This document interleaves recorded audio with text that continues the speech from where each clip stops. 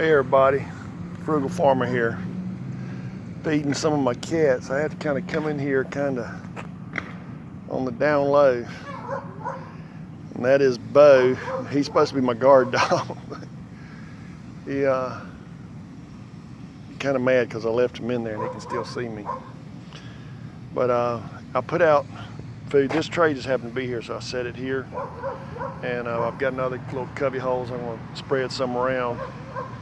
And hopefully my cats, I'll check to see if it got all ate, but somebody told me, why don't you put out a whole bag and just bust it? Well, if it rains on it or starts drawing possums and stuff like that, then you got a whole another host of problems.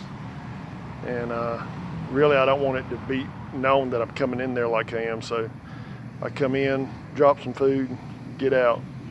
And I've only been caught and questioned a couple of times and didn't really go anywhere, so. But I'm gonna put out a little bit more and feed my kitties. Thanks for stopping by. Come back again when you will. Share, comment, like, hit that subscribe button. God bless.